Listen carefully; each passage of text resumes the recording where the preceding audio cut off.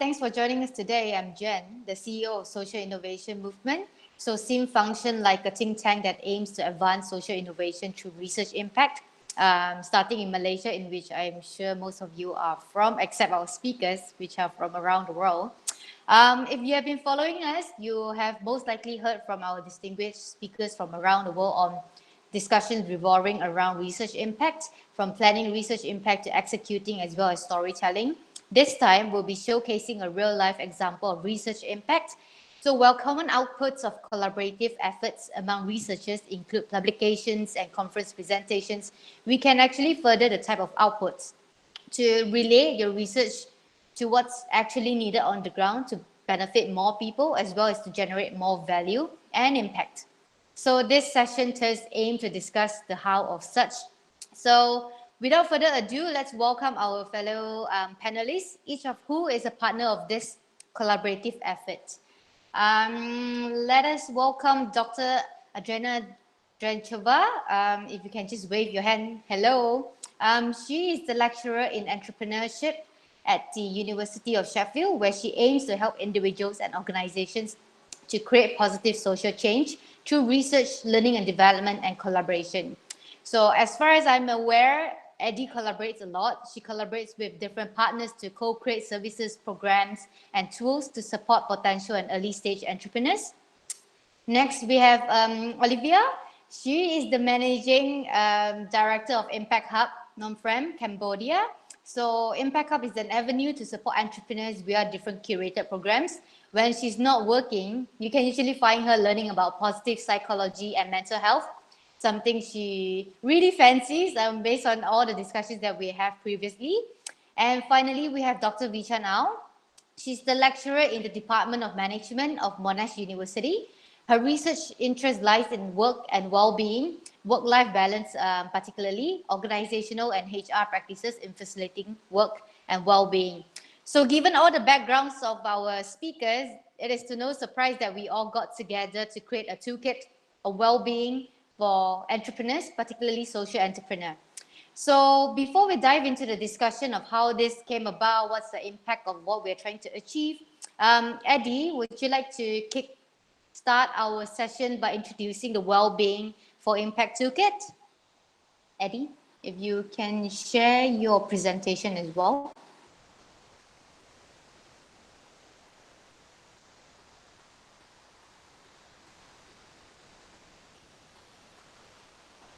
Good morning, everyone. Can you see my screen? Okay. Yes. Okay, brilliant.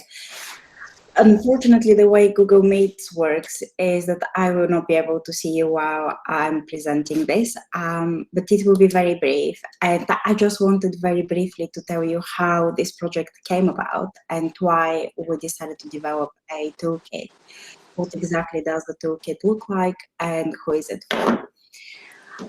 So this project actually started as a research project. Jan and I were working together on understanding more the experiences of young social entrepreneurs in Malaysia.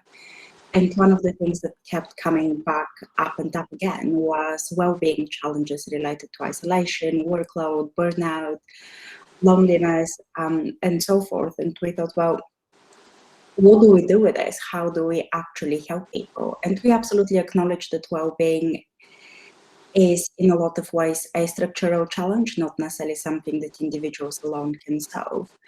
And this is how we came about with the idea of a toolkit, something that individuals can use to improve their own well-being, as well as support organizations can use to start the conversations around well-being in social entrepreneurship and supporting social entrepreneurs, but also to provide active support.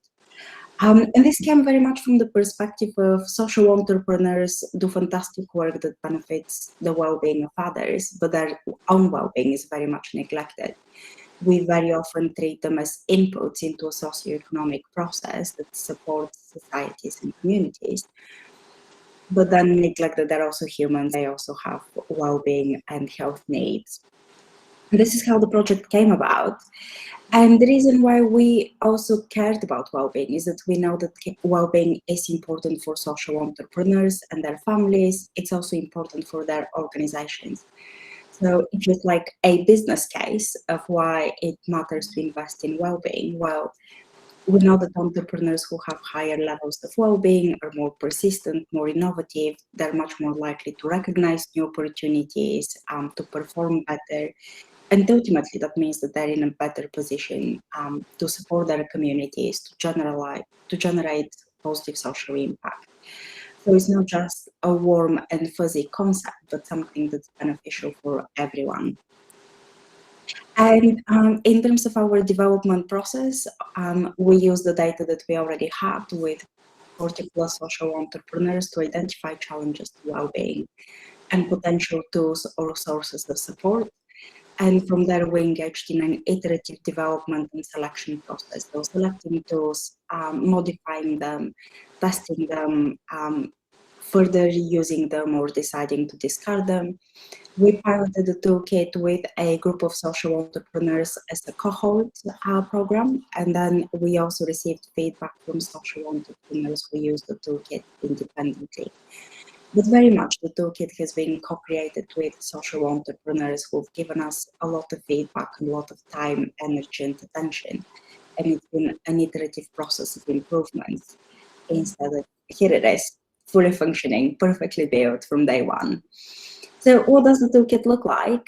Well, it's split into 3 main sections, and the bonus section, there are 13 different tools, and they're split into 3 areas. Habits as ideas for small activities or things that people can do on a daily basis.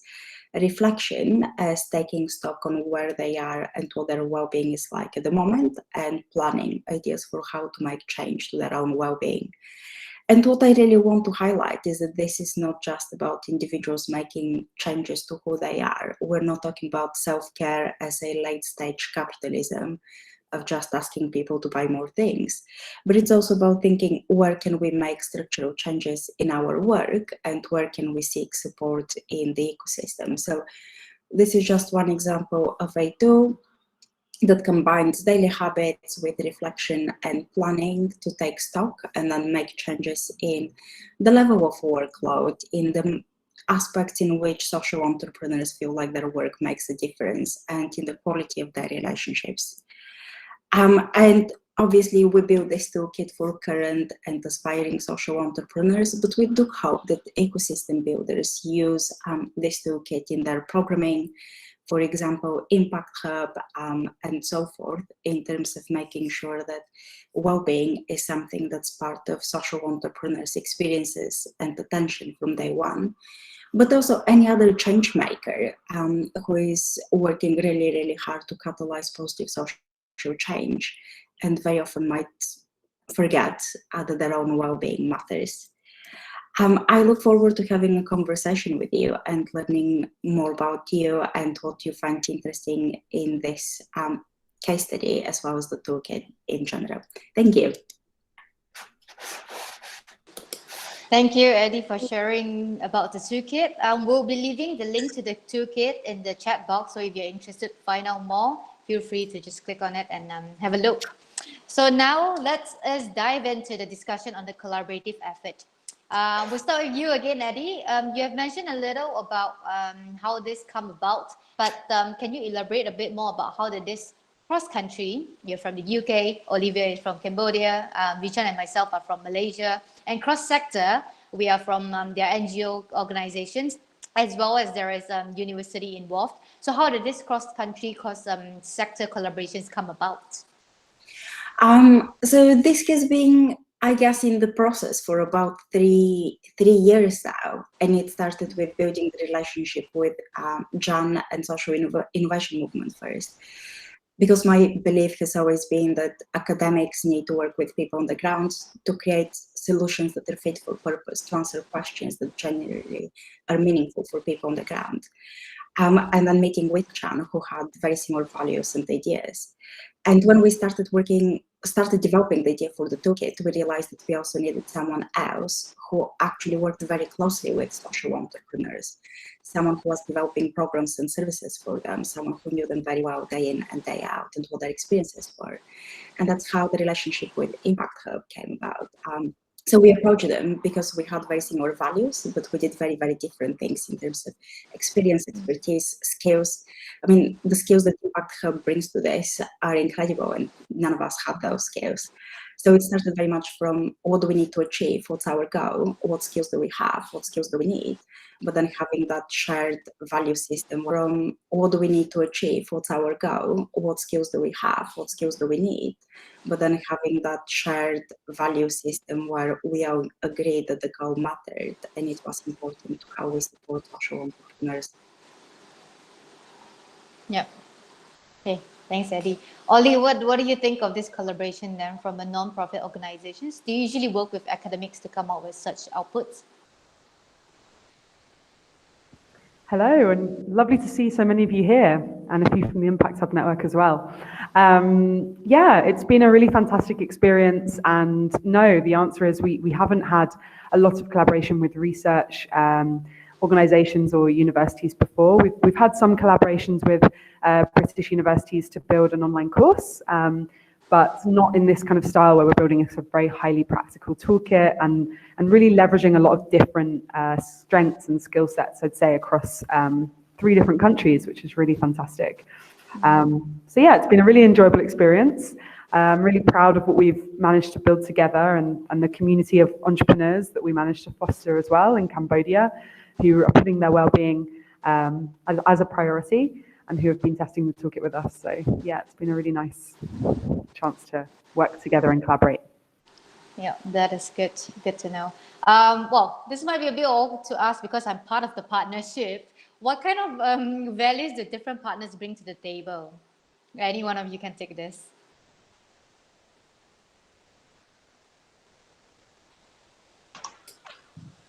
Oops. Okay, go on, Wichan.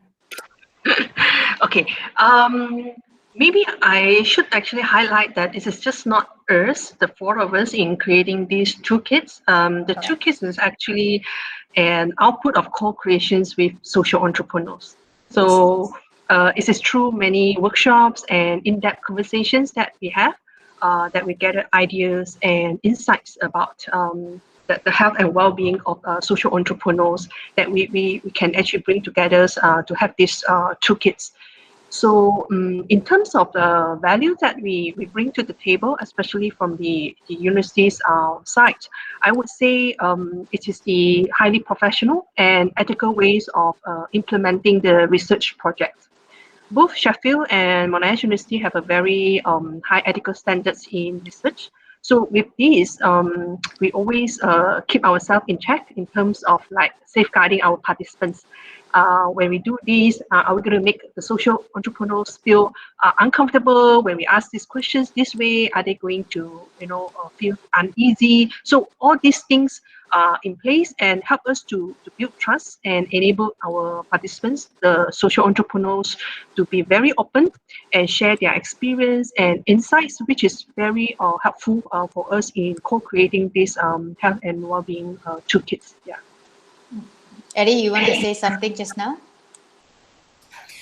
What I wanted to say is that I think what has brought all of us together, including the social entrepreneurs who participated in the research, in the program, and in giving us feedback, has been to care for the community. I think what we have in common is that we genuinely all care about the social entrepreneurship community and how do we support that community to thrive and to become more inclusive, to allow everyone to do their best work. Yeah, that's good. Good to know. Okay, now we have got a sense of how these collaborations come about. What actually happened during the production of this toolkit? Because it requires a lot of coordinations, a lot of you do this, I do this is my responsibility, this is my role. What happened during the curation? Is there would you be able to highlight some sort of challenges with working cross-industry, cross-sector, cross-country? I assume there will be a couple of hiccups here and there, but of course, well, we're launching the Wellbeing Toolkit today, so it's good output, but I'm sure our audience will learn a lot more from the journey that we have been through. Wee Chan, maybe you can kick us off. Okay, in terms of challenges, what I recall the most would be at the beginning.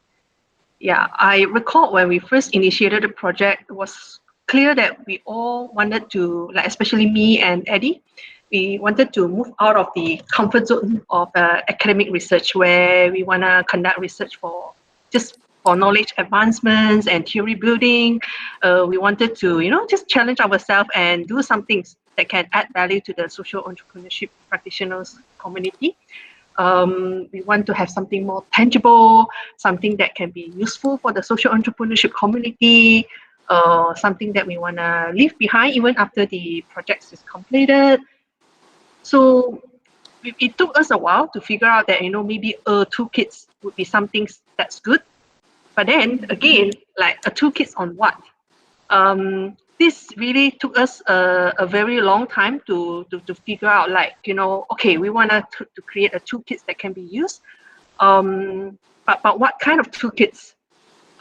We did think of like many technical social entrepreneurship toolkits that can cover things like social business canvas, funding, marketing, and things like that. But then we realized that there's already plenty of comprehensive and user-friendly SE toolkits that's available. So that means the four of us will have very small rooms to contribute in this. So it was actually based on our previous conversations with a good number of social entrepreneurs that we gathered the ideas that maybe a toolkits on health and well-being would be the right ones. Yeah, so we went back to a lot of the interview data to verify that is it really the case that the health and well-being toolkits would be the relevant ones. We analyzed the data and we realized that emotional labor, like, depends on the nature of your work, the potential toll of the social work on the social entrepreneurs' health and well-being are one of the key aspects that may have long-term implications on the social entrepreneurs. Yeah, some are aware of it, some may not. So that's why we see the need to raise the awareness of taking care of yourself while taking care of others within the social entrepreneurship toolkits. Yeah, so I would say, like, the main challenge is still, again, deciding what will be the best for the social entrepreneurship community. Yeah, less so on the how we coordinate and collaborating. Yeah, I don't recall we have like a lot of hiccups in coordinating. Yeah. Just that little small thing called COVID. Yeah. That is true. Yeah, I was just I mean, that's interesting that you say that, Wee-Chan, because the first thing that sprang to my mind was the wonderful Malaysian workshop we were going to host, where we were going to bring all the Cambodian entrepreneurs that we have in our community over to meet with Malaysian entrepreneurs and co-create it with them. And I know that's part of the collaboration side that you say you saw. But that was really what immediately sprung to my mind when I thought, what were some challenges that we saw? So we did have to pivot the way that we built this toolkit, because that was really the format that we were planning. We were planning to, in person, bring entrepreneurs together, and that obviously wasn't possible, and is still not possible. And how surprising! I didn't think we would all be here today, still saying that COVID was around, but there we have it. And I think the other thing that can be challenging when you're talking about something as vague and broad as well-being, right, is that there's so many ways of looking at well-being, and there's so much that you could put into a toolkit. There's so many resources out there, but you don't want to overwhelm people either. So we really had to be careful about, selecting what we, from our experience and from what the entrepreneurs fed back to us, was the most relevant activities and the most relevant reflections for us to put in. And I think that will be a constantly evolving thing that can be a living document. It can be developed as time goes on, as we get more feedback from all of you who can read the toolkit now and let us know what you think. Because I think well-being is a really interesting topic that we all know we need to care about more, especially after this year. But the question now is, which part do you see the most value in? And that's what we're really interested in finding out from you now that you can see the toolkit. Just diving in. Yep, Eddie, sorry, go ahead. John, can I add something on COVID? I think it's a fair point to reflect on COVID because it matters in terms of the cross-institutional and cross-border element. So when we were initially going to host these events with social entrepreneurs, the environment in each one of the countries was very different. So while I was locked at home in the UK, people in Cambodia could go places, they could do things. We could have very easily hosted events in Cambodia. And that wasn't in the ethos of sharing and coming together that we had. But it was technically possible and feasible. And I think that's an important element to reflect on in terms of how the different countries responded differently, because the case numbers were simply very different. But the other thing is because we work in different institutional settings, our workloads were very different. So there were moments when my workload was absolutely impossible and I couldn't dedicate the time and attention to this. While for other people, it was not necessarily easier, but they had the empathy to step in and say, I can fill in for you and I can do this work. And I think that level of empathy and understanding how people from different institutions work on different calendars and their workloads change according to the seasons is incredibly important for making sure that our well-being was also protected and we worked well together. Right, thanks for that. Well, I think bringing together what all three of you mentioned is basically I kind of see two types of co-creations. One that is within the partnerships itself, as well as one with the communities, those that we're building the toolkit for.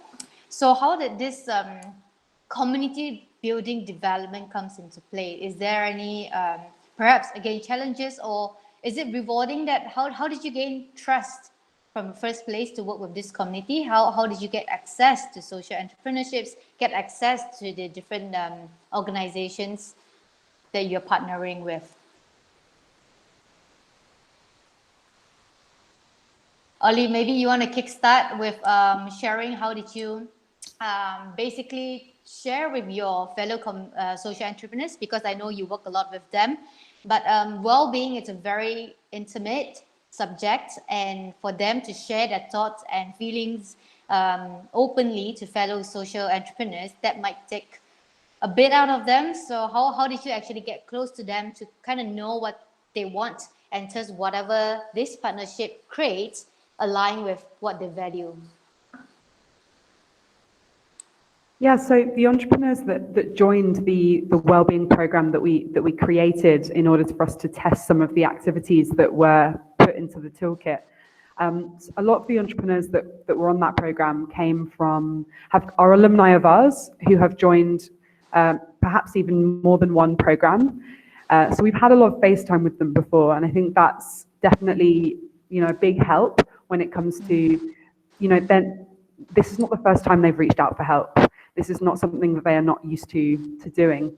And so I think that's probably part of it, but that's just an assumption. And I think probably also just some of the values that we bring to Impact Hub as well. We're very open, we're very available, we really welcome speaking with our entrepreneurs, we love seeing them, and we try to create an environment that is a safe space. I think that's a really big part of what we try to do. And then alongside that, we've supported so many of them in a very intimate setting. We don't just work with entrepreneurs through consultants or experts or mentors. We are the mentors ourselves, we are the trainers ourselves. So in many cases, we actually have very close relationships with the community that we work with. And that does make it easier for us to, I think, break down those barriers more quickly, especially when it comes to a topic that's a little bit tougher, like well-being. But I think what's also important to mention is it's not really just, an organization, whether or not you can build trust. I think it's also a generational difference that we see in Cambodia. Cambodia does, previously have quite a cultural reputation for withholding emotions and finding it difficult to speak out. And I think that does exist still, but with the youth, and when I say youth, I mean, anything up to the age of maybe 35, and any age, sorry, up to the age of 35. We're seeing people are more open and they are sharing things and they're being vulnerable and they they understand, that these are concepts that need to be broken down, and it's really important to speak. So I think it's young people as well having that confidence and bravery to be vulnerable and share how they feel. So yeah. Good to know.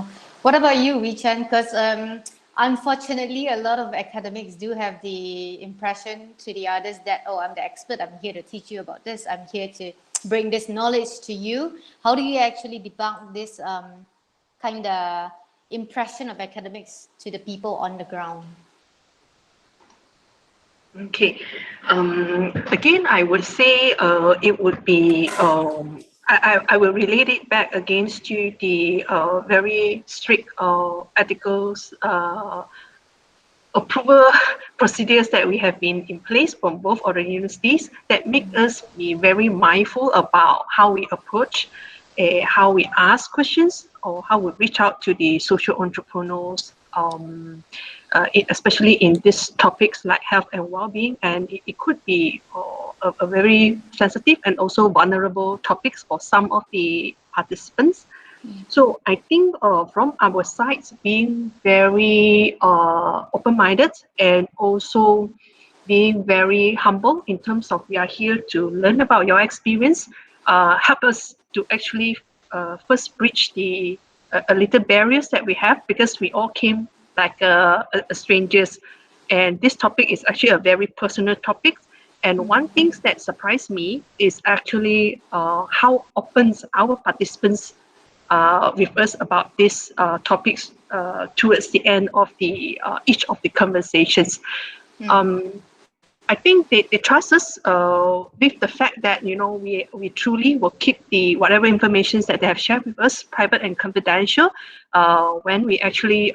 But at the same time, a lot of them actually call for once you have completed the projects, could you actually tell me how is the experience like of other social entrepreneurs? So they are also very curious about, is my experience something very unique of just myself, or does it like an experience that applicable to all? So we have to be very careful in how can we actually share the information or feed the information back to the social entrepreneurship community. So I think so far we have been doing great in the sense that we have called disseminations events with our with our participants already.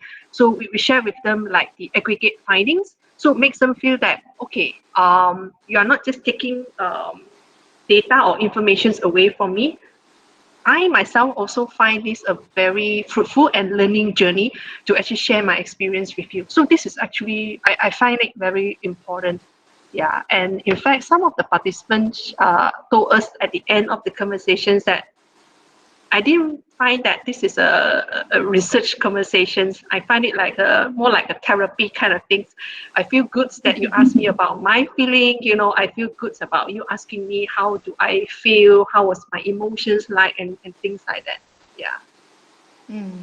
So it's basic. Do you want to say something again? Yes, again. Go ahead. So the reason why I wanted to get involved in this question is I'm an outsider. So obviously racially, culturally, nationally, and obviously in terms of institutions. And I think very often we think of academics as people who sit in their ivory towers and don't have any practical skills and don't really do anything that helps people. So on the one hand, there's the power dynamic of this is a white passing outsider. How do I impress them and how do I tell them what they want to hear? On the other hand, it's the negative image of academics. And I think that was a very interesting place for me to be in terms of those initial conversations with people and making them feel like their interests and their well-being was important, but it wasn't just me parachuting into Malaysia to collect their data, to mine their data, and then disappear and go away and progress my career. And I think Wee-Chan's point of making a very concerted effort to share with our participants what has happened with their data, how their data has been used, what we've learned from their data, so they can also make changes to their daily lives, to their work, to their social enterprises. So it's those small gestures of sharing that have built trust.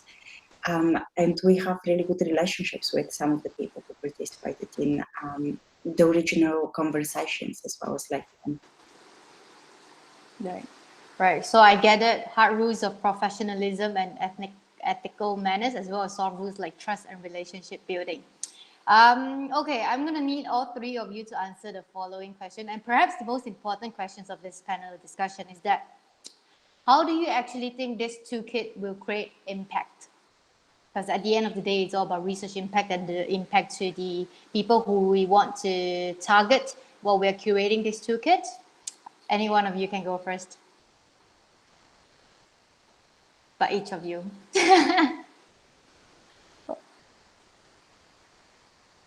Ollie? Sorry, I had to find the unmute button. Yeah. Yeah, I'm happy to go first. Well, I mean, I think this is the really important next step that we have now in front of us, and I'm really excited to, like I said, hear from all of you about once you've read the toolkit to see what you find useful. And I think for me, impact from this toolkit would be, even if it was just one takeaway that someone, reading the toolkit saw and thought, oh, that's actually a really useful exercise for me to do on a, daily, weekly or monthly basis. That's going to get me thinking about my well-being, or it's going to get me pausing to reflect. It's going to get me, getting out of that funk that I'm in and shifting my mindset. If there's anything that someone can take away from that, to me, that would be a really positive impact. I think back to workshops that I've joined in the kind of realm of well-being and positive psychology years ago that I still remember really well. And I don't imagine that these workshops had this impact on everyone, but it had a really profound impact on me. So I think, perhaps we won't know all of the people that this well-being reaches and touches, but I really do hope that, yeah, at least some practical tools that they can take away and also share with their teams, because I think what's important to note is that this is a well-being toolkit for social entrepreneurs who therefore, that implies that they are in leadership positions. And if they find something really useful in this toolkit that they can then take to their team and share with them, then, we're not just building social entrepreneurs, we're also building teams of people who are in functioning and thriving, flourishing workplaces. And I think that's really important as well.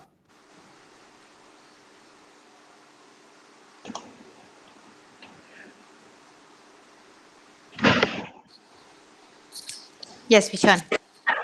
Okay, I would pretty much want to echo what Olivia had just shared. I see these toolkits as not only useful for current social entrepreneurs, they could actually easily adopt and adapt some of the tools for their teams and even for their beneficiaries. I remember when we pilot these toolkits with some of the Cambodian SE, some of them told us they actually use the tool with their team. And it is actually a very nice, surprisingly nice gesture that they are allowed to share care to their team members, whereby the team members said that, it's nice that now my boss actually check on me and ask me how do I feel today. So yeah, these toolkits could be easily adopted and used in the slightly different settings. Yeah. And also, speaking from the perspective of academics, especially I can see that a lot of our participants are actually academics today. Some parts of the toolkits are actually quite suitable for aspiring social entrepreneurs, so i.e. students or young people. So I would encourage academics to have a look at the part on understanding who you are, especially, and see if and how they may actually incorporate and adapt for their respective learners, and also the kind of modules that you are using. I personally find it useful to have this little exercise to help our learners to uncover their identity and also their value, more of a self-reflections. It helps them because it's actually an important skills to reflect, and also helps them to connect better with who you are and why you are doing this module and why you are doing things that you are doing and why you have interest in making a change. Yeah. Just adding to what you have said quickly is that the first part of the toolkit is actually about understanding who you are. So not only it's tailored towards social entrepreneurs, even anybody else from the academics sector, from the even entrepreneurs themselves, just normal entrepreneurs or even corporates who cares about the well-being of the employees can also use this component of the toolkit to benefit the people around them. Yes, Eddie, lucky last. So I guess for me, impact would be for more organizations, more support organizations following the example of Impact Hub and embedding well-being into their programming and actually creating safe spaces where social entrepreneurs can start to have these conversations, because very often they're taboo, very often they're not something that's discussed openly. So for me, impact and change would be making it more acceptable for people to talk about well-being, and for support organizations, social enterprises, to include well-being into their programming. Yeah. Okay. So moving forward, how do you think you plan to disseminate the toolkit to allow for more impact? Like Oli mentioned just now, also during previous discussion among ourselves, is that perhaps we can print it out and then share it to people who join your programs and whatnot. So what are some ways that you think you'll be disseminating the toolkit? Perhaps we can start with Oli again, because you are the one closest to social entrepreneurs. Yeah, well, the feedback so far has been amazing. I've been so blown away by the response that I've had from those that I've spoken to about the fact that we're building this toolkit. I've had so many requests from other Impact Hubs saying, okay, when's the toolkit coming out? When's the toolkit coming out? So for some people, I think this has been a long way today, which I'm really happy about. So I think the first thing for us is sharing it and disseminating it globally. So I think Joshua, who's here in this call with us, has been really helpful, helping me. He's our Wellbeing Catalyst in the Impact Hub network. And so he's been helping us to spread it into the Global Makers Digest for Impact Hubs around the world to learn about this new launch. And we've also had a few Impact Hubs directly reach out to us to hear more about the toolkit. So that's the kind of global network side. And then for our entrepreneurs, I think we'll probably do a kind of mix of maybe printing some out and having those available for entrepreneurs that are joining offline programs when it's safe to do so, as well as online versions that they can then download and use when we're doing online programs, because we're still doing a bit of a mix of both. And I think alongside that, an easy way for us to disseminate this toolkit, which is really great, is when we start a new program. We're working with entrepreneurs at all the different stages of their journey. So aspiring entrepreneurs who aren't quite, on that pathway yet, but they're looking into it and they're learning, the first part of the toolkit is going to be really useful for them to understand what it's really like to have, to manage your well-being as a social entrepreneur. And then those incubators of ours that are for entrepreneurs and startups that are more operational, and maybe also supporting other people on their teams. So I think that's another way that we'll be, targeting entrepreneurs, because that will be a much easier way for us to disseminate to those that are also already receiving support from us and can therefore also come back to us and ask us questions about the activities, and maybe some of those activities do actually come into our programs as well. So like the Wheel of Wellbeing, the Wheel of Wellness, is already put into all of our programs. So we'll be doing more of that as well. Right. I guess I can also speak on behalf of Social Innovation Movement, is that we encourage a lot of collaborations and partnerships. And so well-being relates to everyone, like we have all mentioned just now, and we will share it with everyone that we come across in that sense. Especially researchers, they themselves will have to take care of their well-being if they were to co-create a certain outputs with their targeted groups. Okay, we are 50 minutes in, 50 minutes left. Okay, let's end this with perhaps 3 tips on working with other organizations, be it with from the same sector or different sector, or same country, different country. Yes, so how do you collaborate in the most effective way that bring real impact to the people on the ground? Eddie, I see your hands moving. Yeah. My mouse Go on mute.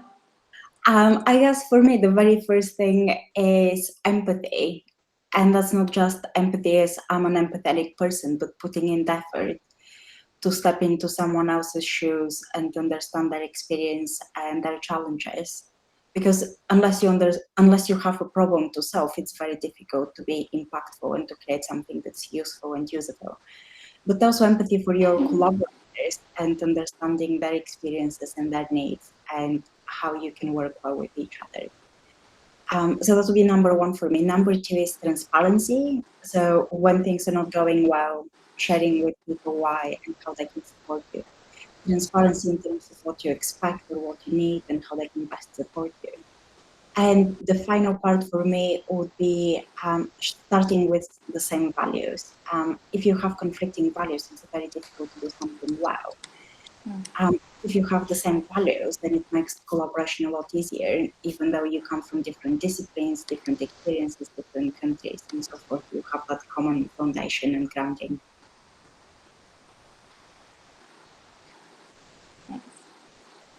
Richard, you want to go next?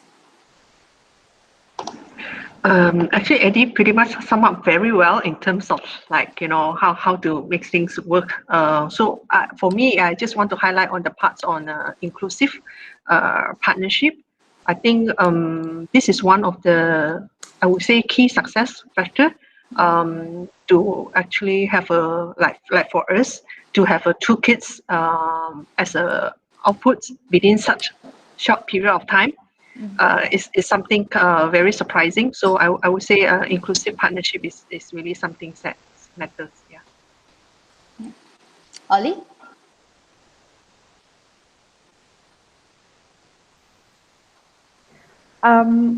Yeah, I would say it's about, as you know, defining the expectations early on, making sure it's clear the responsibilities, and then moving as quickly as possible to, you know, test, iterate, pivot, and get stuff moving. I think that's really the best way to collaborate in a way that's really going to be effective and efficient.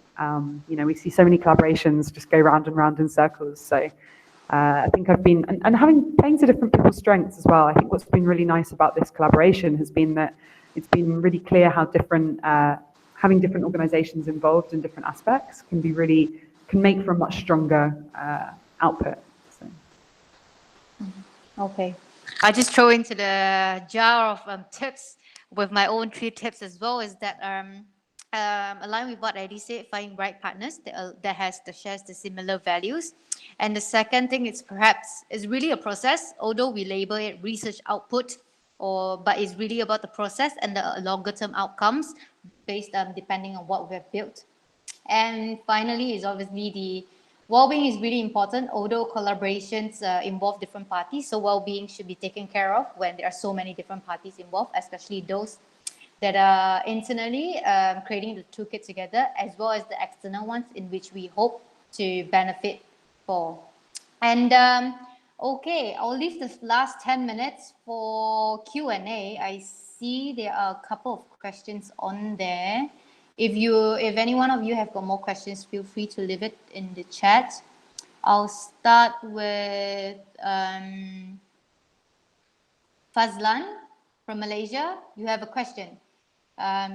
Is it social innovation can give influence on the source of funding for social enterprises? Does social innovation give influence? Fazlan, are you here? Will you be able to elaborate a bit more about your question? Can I unmute yourself? Or I'm going to ask according to my own interpretation of the question. Okay, then perhaps I will, based on my understanding, how does the social innovation influence, or maybe impact influence, the aspect of impact influence funding towards researchers and social enterprises?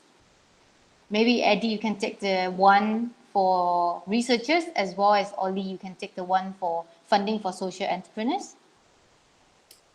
So my understanding of this question is more around social innovation movement and what social innovation movement as an organization can do to influence the funding for enterprises. This is how Is that the question? Okay, then I have a lot to talk about social innovation movement. So social innovation movement, we do two things. One is research impact. So that's basically we try to create a movement out of how research could be done and should be done, and how we can improve the process of how we basically write research. So from the onset, when researchers are curating their research questions, we would encourage to have the impact aspects of things when you're already doing research. And when you're doing research, who can you partner with to kind of broaden your horizon of impacts, as well as at the end of it, how can you benefit more people when everything has ended, the funding has finished and the partnership has ended, but how do you even prolong the effect of impact after? Another thing that we do is obviously collaborative transformation. As such, whatever we're doing through this webinar is that we work together with different parties and bringing together different values to the table, expertise as well, and how we can make use of this to benefit who we want to benefit. And usually they are the ones who are of a more vulnerable positions, or even not, because everyone has the right to take care of their well-being as well. And we are also representing Social Value International. So we are kind of aligning with the principles that they've got, that is always trying to improvise. So when you look into impact, we do measure impact as well and manage and evidence it.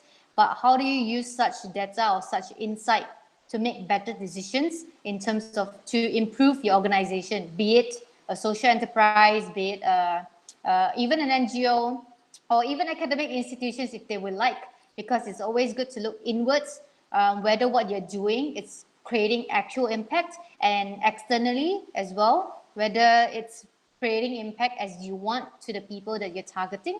So these are the couple of things that we do. I think that's enough promo time for Sim. So another question would be two questions from Josh Cha. Will there be follow-up activities formed from here? I believe we will be sharing a couple of links here and there, but I'll be more than happy to share our email addresses to the audience. So we'll share the toolkit, we'll share what are some of the potential next steps if you're interested, or if you have got any ideas to kind of support this initiative as well, feel free. Do you plan to build a community around this? This question I think Oli can take. Wellbeing, you're the Wellbeing Happiness Project guru. Not yet. Yeah, so we've already had some alumni who have joined the Wellbeing program that we put together as part of this research project. They're really active entrepreneurs and they're really interested in wellbeing. So it's a small group for now. I think it's about 25 of us, and I believe some of them are here in this call now. And so that group has continued, and we've been sharing resources in there and opportunities in there related to wellbeing. So something I can see happening is that group continues to kind of be nurtured in its own way and be a little bit more organic. And then I think within the realm of wellbeing, I'm sure there'll be more to come, but nothing concrete that I think I can say with an absolute certainty now. But it's a big part of what we do at Impact Hub. So I think looping in this research and this toolkit will be definitely coming up in future programs that we do related to wellbeing, or just future incubators that we do, which has a wellbeing component. Yeah, sorry, does that answer the question? Yes, I guess. Yeah. His second question is moving from individual to organizational to community well-being is quite a challenge, as well as it is a journey, as research for the Wellbeing project shows. How did the topic of organizational well-being show in your research? I think which one you can take this. This is right down your alley. I can take this. So I think it has been quite interesting, because one of the things we've seen very often is that the social entrepreneurs that have been part of our community and our project have very much cared about the well-being of their employees. and the well-being of their beneficiaries and their organizations, and very much neglected their well-being as individuals. And I think that's an interesting point of reflection in terms of the well-being of others always seems to come first, and maybe that's partially because of the nature of these organizations. But the other thing to note that came out from the research is that given that social entrepreneurs are very much role models within their own organizations, they model behaviors that even unconsciously other people follow. So if you want people to be well, to stay healthy, and you care about the well-being of your employees, you also have to role model some of these positive behaviors so your team can engage with them as well. Richard, would you like to add to that? Yep. For me, pretty much like what Eddie had mentioned earlier, this is actually the leaderships of the social entrepreneurs that actually shapes the organizational well-being of the whole social enterprise. And yes, and for our research project, we actually managed to speak to some of the employees of the social enterprises. Again, if working hard and working round the clock is actually the kind of culture that being shaped by the organization, especially the founding members. All of them tends to have this kind of working patterns, and a lot of them didn't realize that this is something not right. They feel that this is the way we do things here. Since the founders are like this, so everyone feel that this is the ways to go about. So I think this is something that once individuals reflected on this, then they would have created the thought of maybe we should change this if we cares about our own health and well-being, because eventually the ultimate goal is to keep a sustainable social enterprise. If the individuals that work for the company, the founding members, the employees cannot have a sustainable self, like they are not well, they are not happy, they are very stressful, they are burnout, how could they actually keep the business running? Yeah, so that's how I see the connection. Okay, I think all good. And last question is from Soapong. Hi, he was one of the participants of our Wellbeing for Impact Toolkit workshop. Good to hear from you here. Hi. And does research require a topic from SIM or independently? It depends. So we work with researchers or any other partners across different industries that does research in one way or another, or even on the ground actual work. So whatever that we see there's value in, then we do collaborate with them in that sense. Yeah. And I think that's all for today, right on time. Is there any last words from our fellow panelists to our audience? Okay, one sentence. Let's throw in one last sentence. That if there's one thing that our audience can take away from you today, what is it?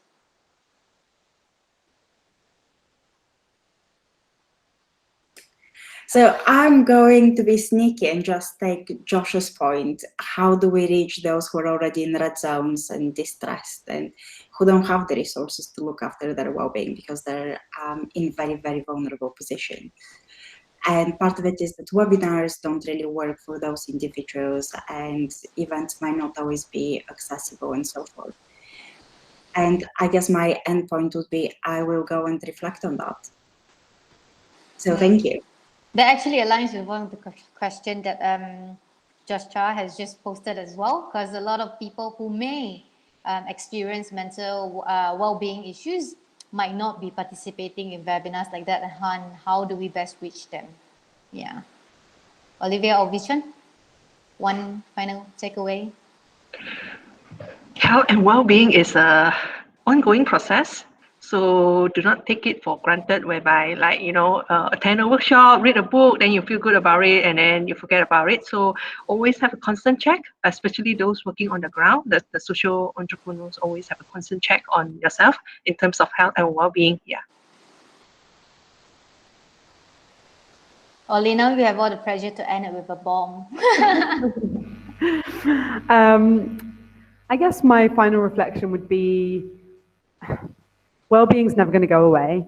We're never going back to the old way of doing things pre-COVID. There isn't even a horizon where I can see normality yet. So we're having to constantly juggle this new normal, and I know we've heard that term too much, but I think there's just something really interesting to reflect on there. And I know that well-being is becoming something that people are talking about more and more. And I think it's going to be a really important topic going forward, and I hope that this toolkit can contribute something to the global conversation that we're having around this. And then maybe just to pick up on the point that Adi said, how can we collectively listen to those that are less heard, and come back from this unprecedented moment in history, connecting better, listening better, and responding better to, these breakdowns that we see happening, and allow them to kind of unite us as we go forth into this unknown future. So. Okay, right, that's good ending. Okay, thank you everyone so much. Thank you for our fellow panelists, Eddie, Oli, and Vichan. And thank you for all the audience that we're here today. Yes, well, everyone, please take care of your well-being, especially during difficult time like this, I would say. Yes, thank you. Goodbye.